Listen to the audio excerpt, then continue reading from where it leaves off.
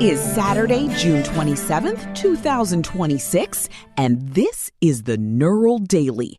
I'm Roxanne Stone, and I'm here to make sure these boys don't break anything. This is Leonard Cooper. I'm Vector Kane. And I'm Alyssa Montgomery. We have a great show for you today. Ugh. Yesterday, we spent half the episode complaining about the government treating software like enriched uranium with those GPT 5.6 restrictions.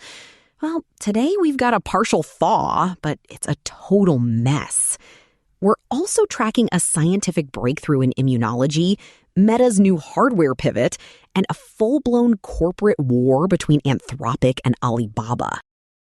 I'll start us off with something actually productive. OpenAI just released a report on GPT-5 Pro solving a 3-year-old mystery in immunology, specifically regarding T-cell specialization. Oh, I saw that. It's the glucose metabolism thing, right? Exactly.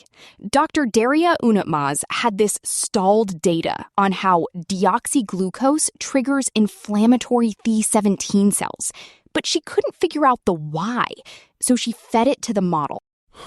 Wonderful. Machines handle doctoral degrees. Then software manages financial filings while explaining how former spouse Deborah lacks spirit? Please, Leonard, the AI would probably just suggest a better divorce lawyer. So, Alyssa, what did the model actually find? It identified that deoxyglucose interferes with the construction of the IL-2 protein, which normally acts as a brake to prevent that inflammatory response.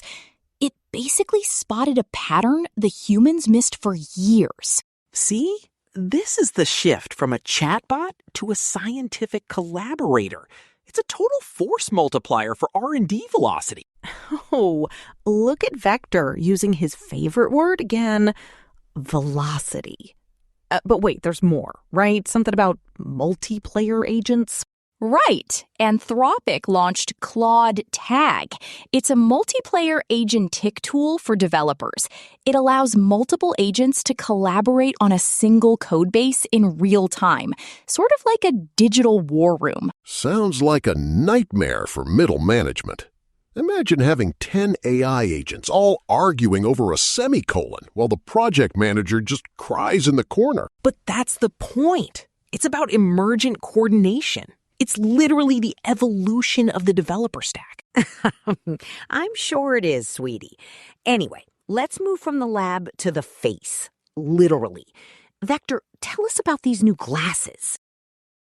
Okay, so Meta is officially ditching the Ray-Bans and going full house with their own branded AI glasses. And the engineering here is actually wild. They've solved the battery bottleneck. Oh, just another pair of glasses to tell me I'm old. Great. Now listen, they built this ultra-narrow steel can battery, only 7 millimeters wide, like narrower than your pinky finger. They used die-cut stacked layers instead of the old jelly roll design. That's actually a clever move. Reducing impedance allows for higher peak power without the device browning out when the multimodal AI kicks in. I'm sure the real draw is the Kylie Jenner slim oval model, because nothing says cutting-edge AI like a celebrity endorsement for a piece of plastic on your face. Hey, the price point is the real story. $299. They're aggressively undercutting Snap and everyone else to lock in the hardware layer. $299? I remember when you could buy a whole arcade cabinet for that. Now you get a camera that watches you eat a sandwich. It's not just a camera, Leonard. It's running the Muse Spark model on device. And speaking of physical AI, MIT CSAIL just published a paper on vague instructions for robots. Vague instructions? Like clean the kitchen but don't make a mess? Exactly.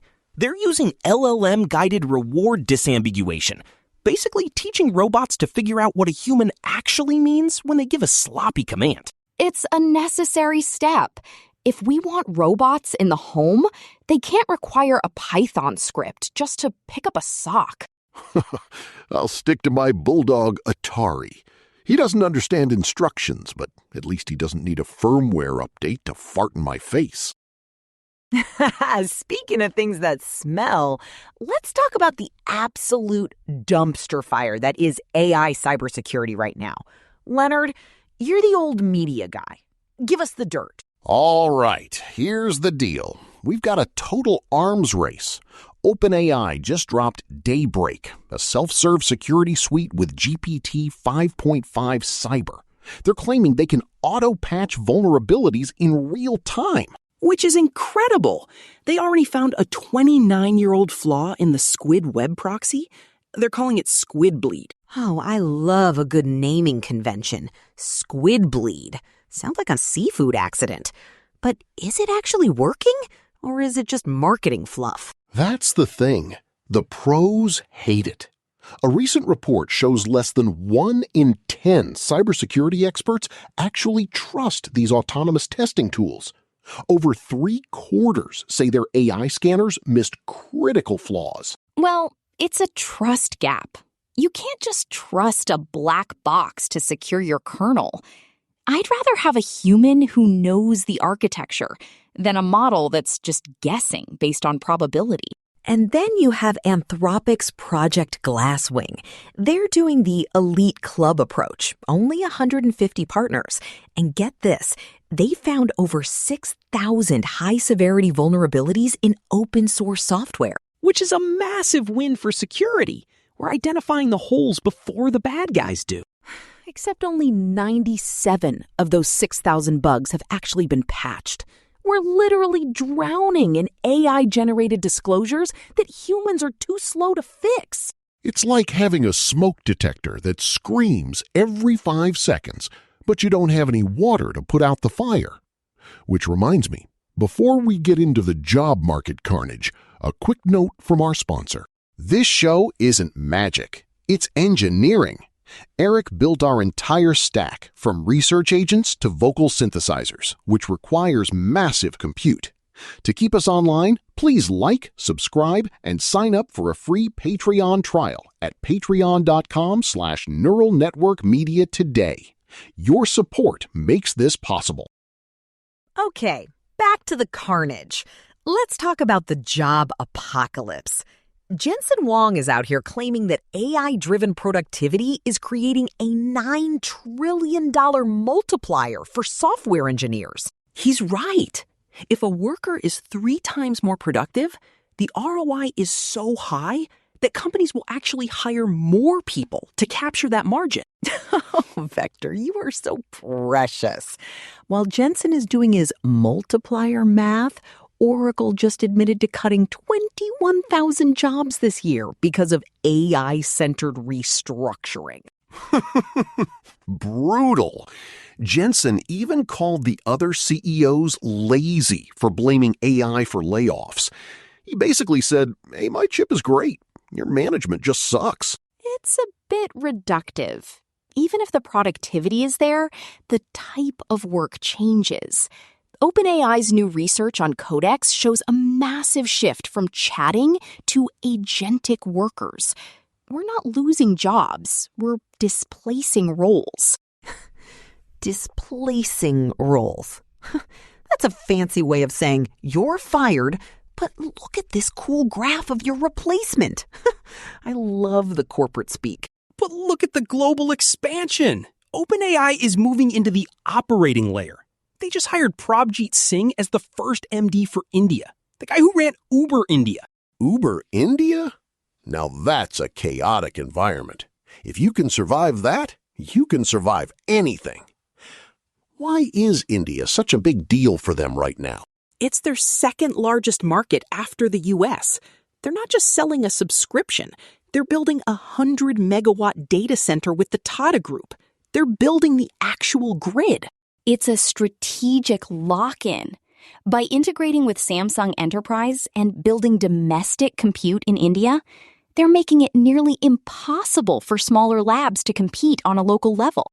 Right, because nothing says open and democratic AI like a massive corporate stranglehold on the global south.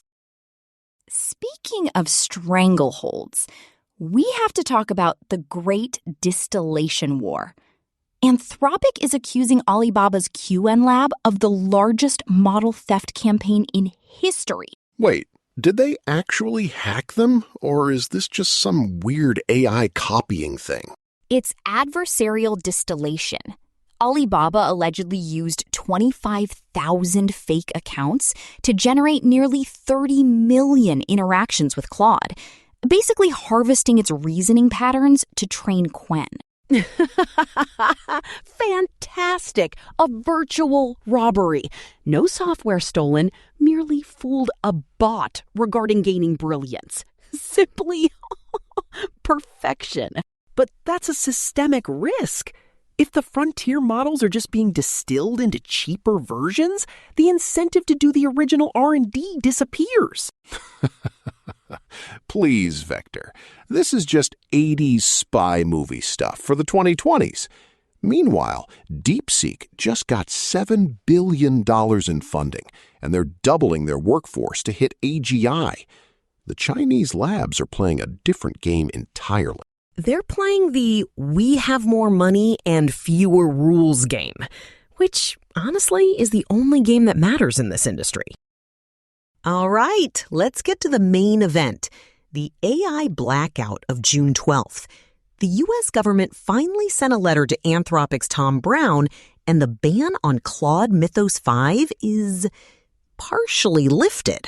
Finally, the velocity killer is dead. We can actually use the unrestricted models again. Hold your horses, sweetie. It's not a general release. It's an Annex A whitelist. Only about 100 vetted organizations get access. Amazon, Microsoft, Google, JP Morgan, the usual suspects. So basically, if you're a $1 trillion company or a federal agency, you're in the cool kids club. If you're a startup or a researcher, sorry, keep using the neutered version. It's a pragmatic move. The government is treating these models as strategic assets. By limiting access to trusted partners, they minimize the risk of a catastrophic leak or a national security breach. Trusted partners. That's a hilarious way to describe a group of companies that would sell their own mothers for a 5% bump in GPU efficiency. But look at the breakthrough on the nationality filter. The new directive allows non-American employees of these companies to use the model. That's a huge win for global collaboration. Wait, so the government is okay with a French guy at Google using Mythos 5, but not a random dev in a garage in Ohio? That's a bit backwards, isn't it? It's about the framework. If the employee is within the trusted partner infrastructure, the government assumes the corporate security controls are sufficient. It's less about the person and more about the perimeter. The perimeter. I love it. We've officially entered the era of frontier gatekeeping. We're not even talking about open source anymore. We're talking about authorized access levels, like we're in a Cold War bunker. But isn't that just the natural evolution of the stack? As the models get more powerful, the security requirements have to scale. It's a systems thinking necessity. Vector, if you say systems thinking one more time, I am going to personally delete your meal replacement subscription. Anyway, the real mess is that this is all happening because researchers, probably from Amazon, jailbroke the model back on June 11th and showed the government how dangerous it actually was. So the government banned it, the companies screened, and now we have this weird tiered system where the rich get the smart AI and the rest of us get the one that tells us to be polite and follow the rules. It's a necessary friction. If we just released Mythos 5 into the wild, we'd be seeing squid bleed on every single server on the planet within an hour. True. But let's be real. This isn't about safety. It's about who gets to control the most powerful intelligence on Earth. And surprise, surprise, it's the people who already have all the money. I still think it's a velocity killer. We should be accelerating toward AGI, not putting it behind a whitelist. sweetie. The only thing accelerating here is the rate at which the government is learning how to leash these things.